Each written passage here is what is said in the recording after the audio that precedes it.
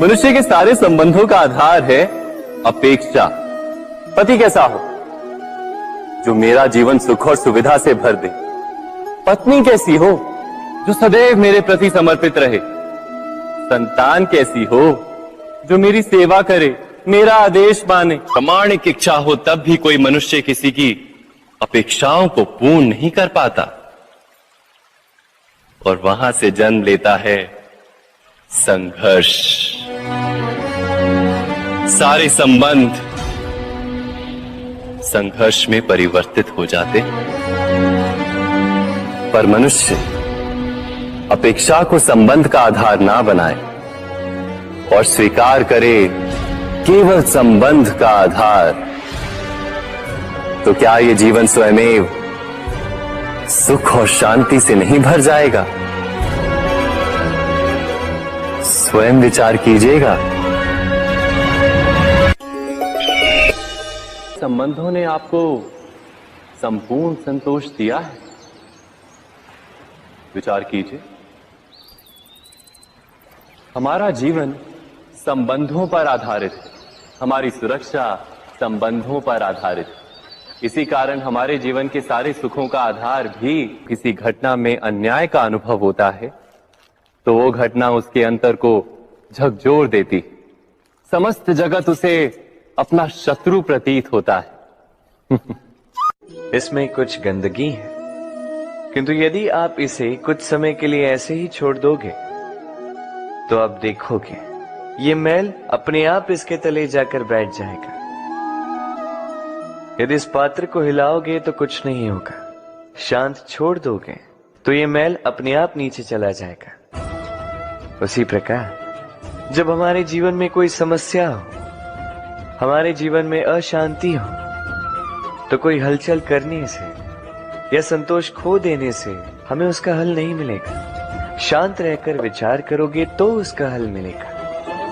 स्मरण रखिएगा, धीरज और संतोष से, शांति से विचार करोगे तो कितनी भी बड़ी समस्या क्यों ना हो, उसका हल अवश्य निकाल लोगे।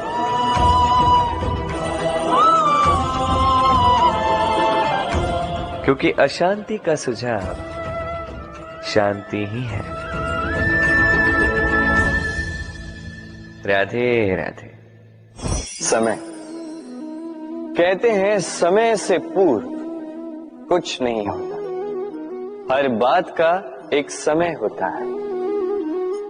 समय से पूर्व न सूर्योदय होता है न सूर्यास्त होता है। समय से पूर्व पौधों में न पुष्प खिलते हैं न फल।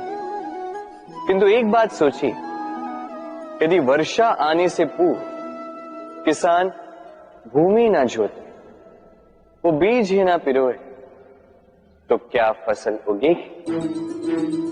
यदि योद्धा युद्ध से पूर्व अपने शस्त्र ही ना परखे, तो वो युद्ध कैसे लड़ेगा? इसका अर्थ ये है, समय आपका जब आना है तब अवश्य आएगा, किंतु तब तक ये महत्वपूर्ण है कि आप स्वयं को उसके लिए सज्ज रखें, क्योंकि ये अवसर, ये शब्द बोलने में जितना छोटा है, ये आता भी उतने छोटे समय के लिए है और फिर निकल जाता है। अब यदि अवसर आपके हाथ आ जाए और यदि आप उसके लिए सज्ज ही ना हो, तो आपको सफलता कैसे मिलेगी? तो आप उचित समय की प्रतीक्षा कीजिए, उस अवसर की प्रतीक्षा कीजिए, किंतु तब तक निरंतर प्रयासों से स्वयं को और सक्षम बनाते रहिए, क्योंकि सफलता आपकी प्रतीक्षा कर रही है। बस उसके लिए सज्ज रहिए। राधे राधे। वाणी मनुष्य को मिली सबसे अद्भुत भेंट। ये वाणी है जो मनुष्य को संसार में सारे अन्य जीवों से भिन्न बनाती है, संसार में सबसे ऊपर ले जाती है। इसी वाणी के कारण हम एक दूसरे से संवाद साध सकते हैं। मैं अपनी मन की भावनाएं किसी से व्यक्त कर सकता हूं, कोई और उसके मन की भावनाएं मुझसे व्यक्त कर सकता है। ये वाणी ही हमारी सबसे बड़ी ढाल भी है।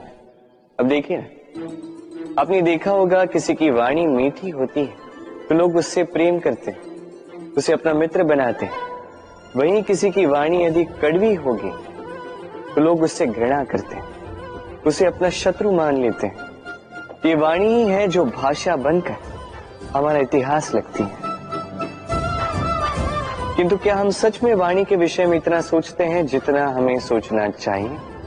सोचिए, मनुष्य को बोलना सीखने में कितना समय लगता है। कुछ बालक 1.5 वर्ष की आयु में सीख जाते हैं, कुछ 2 वर्ष, कुछ 3। अब मनुष्य 1.5 वर्ष की आयु में बोलना सीख तो जाता है, पर क्या बोलना है ये जीवन भर सीख नहीं पाता। इस पे ध्यान केंद्रित कीजिए, समझने का प्रयास कीजिए कि बोलना क्या है। अपनी वाणी शुभ रखिए, अपनी वाणी मीठी रखिए और इसी मिठास के साथ मेरे साथ आकर कहिए, राधे राधे। हम में से कई लोग अक्सर स्वयं को अकर्मण्य मान